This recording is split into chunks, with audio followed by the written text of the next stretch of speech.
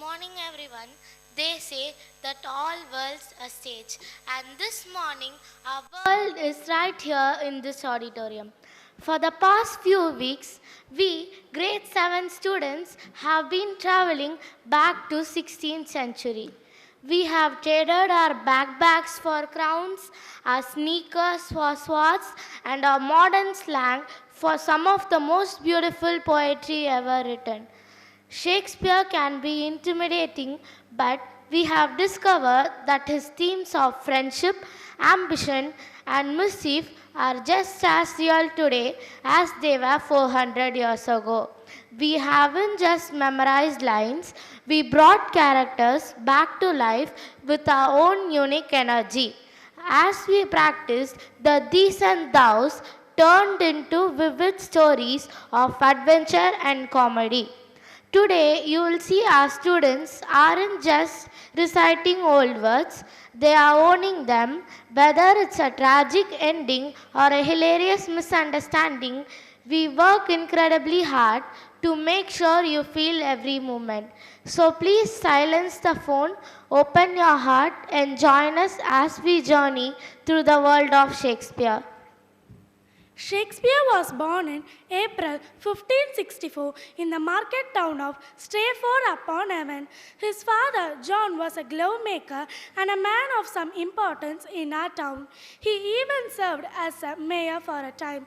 His mother, Mary Argent, came from a family of farmers. Shakespeare spent his youth at the local grammar school where he didn't study science or math, but instead spending his days wrestling with Latin grammar and the ancient stories of Rome. Shakespeare didn't know it, but those old stories would one day become the seeds from his plays. At the age of 18, Shakespeare married Anne Hathaway. Life moved quickly. Soon they had daughter Susanna and followed by twins Hamlet and Judith. Shortly after the twins were born, Shakespeare effectively disappeared from the history book for 7 years. Scholars call this his lost year. Some say he was a school teacher, others say he was a soldier or even a deer poacher. The truth, he was finding the way to London, the city where the story came to life. By 1592, Shakespeare had made a name for himself in London. Not everyone liked Shakespeare. One rival playwright called him as an upstart crow because Shakespeare didn't have an university degree. But the audience loved the work. He became the founding member of an acting company called the Lord Tramblensium Men.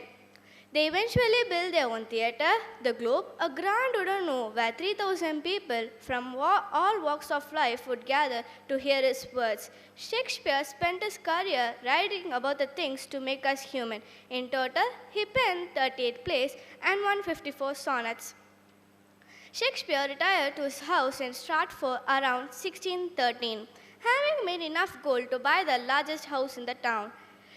He passed away on 23rd April 1616, fittingly the same day as his birthday.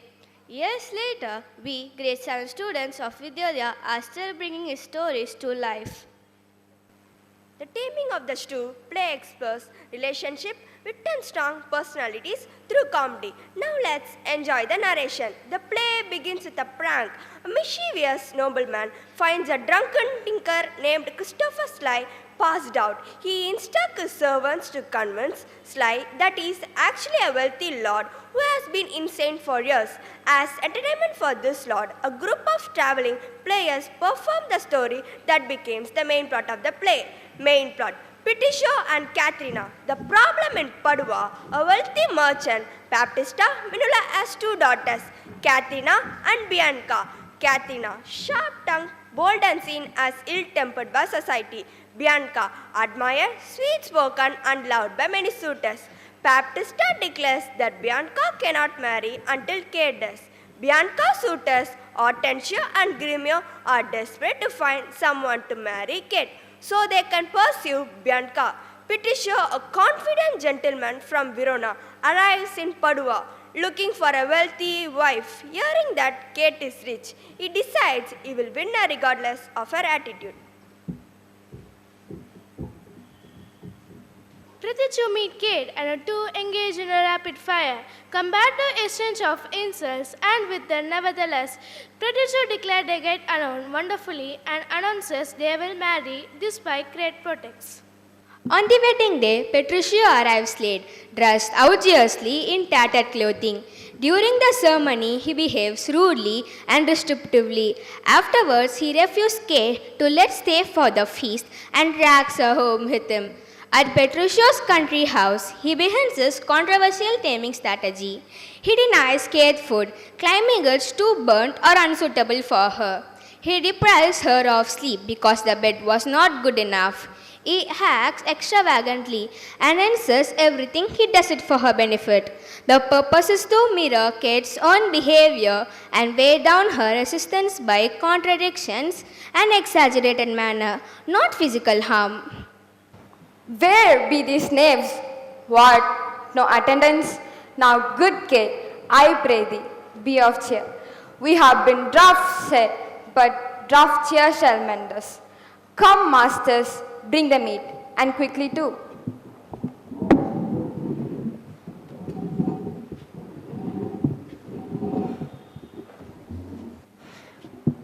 My lord, the dinner is ready. Shall I place the dishes on the table? Fall to, my sweet. I warrant this will serve. Out, you villain, you filthy rogue, away with it. Is this the case with you greet your master? A plague upon you and upon your cook. This burn, this all burn, the dishes all polluted. Were it not for love of gentle Mistress Kate, I would devour you from your ribs and brains.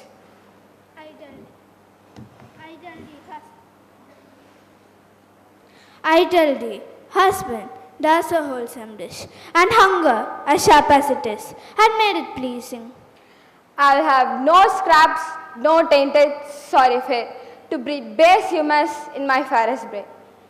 What say you, Kate? Was the meat not overdone? I find no fault with it. Pray thee, let me eat. It is my love that feeds you not, dear wife. For where the meat is, it would make you fret, and fretful shall you not be in my house. No, Kate, I have a dainty dish prepared, but this must serve as penance for the cook.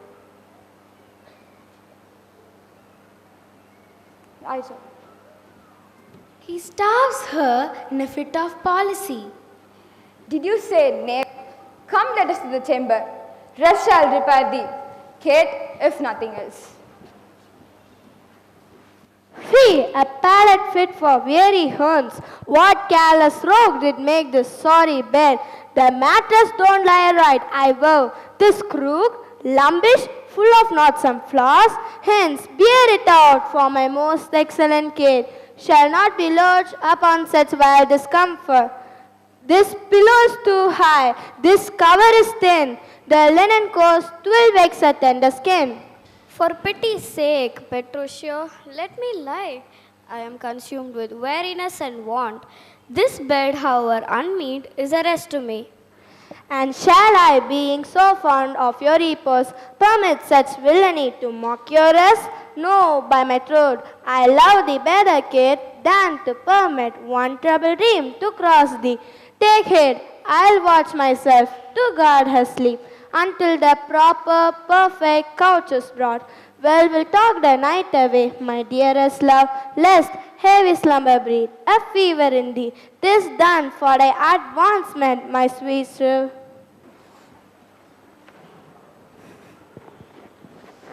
How bright and goodly shines the moon tonight. I marvel not to see it look so fair. The moon? Good Lord! The sun? It is a sun. It is a bright and open day, I trow.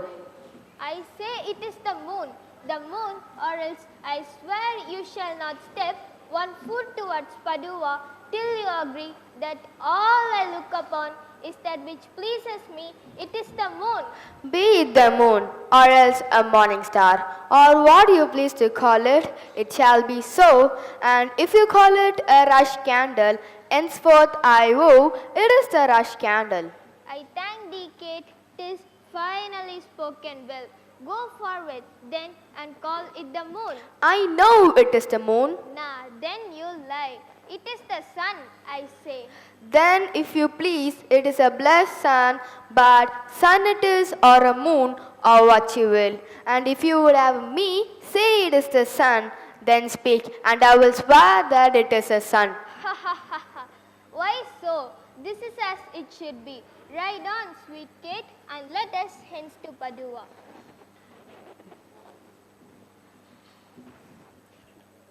Eventually, Kate starts cooperating, perhaps out of exhaustion, love, or social pressure. When they return for Bianca's wedding festivities, Petruchio continues testing Kate's obedience.